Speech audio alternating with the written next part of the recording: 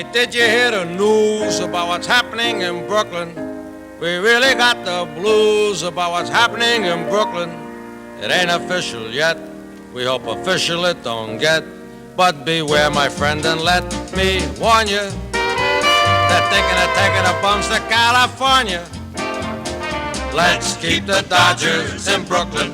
Our house is not a home without some love. Don't let them leave our premises. LA will be their nemesis, 'cause Brooklyn fits the Dodgers like a glove. Mr. Walter O'Malley, we always called you Pally.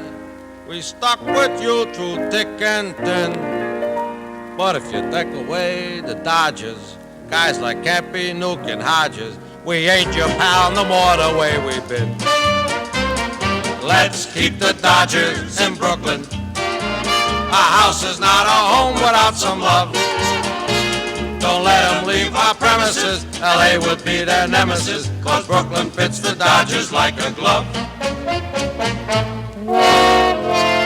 We offer our bridges.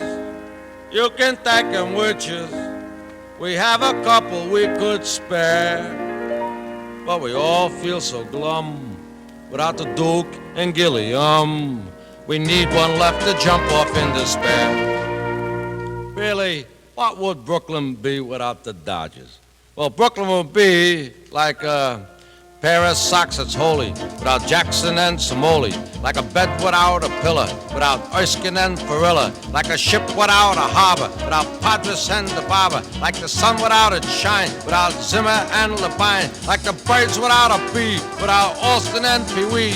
And here I am, a poet, and I didn't even know it. So send the Phils to Trenton, the Giants to St. Paul. But keep the bums in Brooklyn, the greatest borough of all. So let's keep the Dodgers in Brooklyn.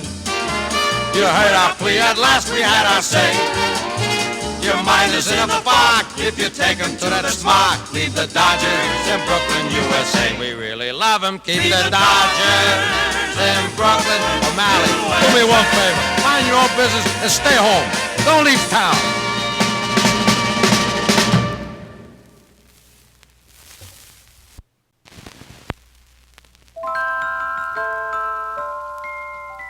Hi, I'd like to talk to you single fellas. If you got any married friends, you better beware of them, because they're looking to get you married. And they got a pretty sneaky way about the way they do it, you know? They always come over to you and say, hey, you're lonesome, huh? Not me. It's wonderful. You go home, you have somebody bring you your pipe, your newspaper, your slippers. Man, it's great not to be lonesome. You're lonesome. And this kind of bugged me. So 4 years ago, I took the big step, because I didn't want to be lonesome. So I bought a dog. And I'll tell you, certain advantages in having a dog over a wife. One thing, the license is cheaper. 2, the dog already has a fur coat. 3, a poodle cut still looks better on the dog than it does in your wife. So I don't know nothing about dogs. I went up to Connecticut, where they got some very exclusive kennel clubs. I'll tell you how exclusive one kennel club was. A little sign outside that said, no dogs allowed.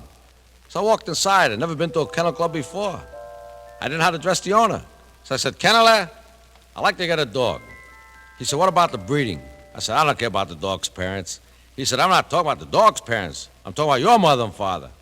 I said, stop clowning with the big jokes. I came all the way up to Connecticut from Brooklyn to buy a dog. Sell me a dog.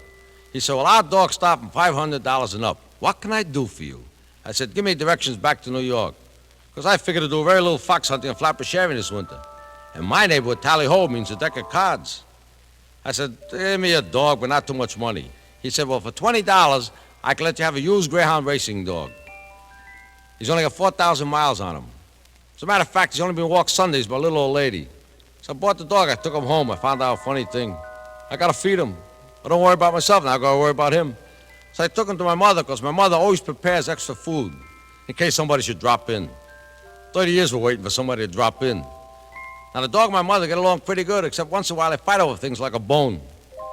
Yeah, he wants to bury it, and she wants to put it in the chicken soup. Found out another thing. You got to send the dog to obedience school. And in school, strange thing, you let the dog pick out his own name. Makes it easy. I tried it with my dog. I said, Prince. He went, ruff. I said, Spotty. He went, ruff. I said, Fido. He went, yeah. Finally picked out a name. You ready? Phil. You don't think this can't be embarrassing? My friends call up my mother, say, where's Phil? She's out chasing cats. Now, all I can tell you single guys is just one little thing. If you want to meet new girls, really, buy a little puppy, stand in any corner of America, and pretty soon a girl will walk by and she must say, is that pretty? Is that cute? Look at that little dog. What's his name? And if she's pretty, you give you a phone number. And if she's ugly, you say, he bites. He bites.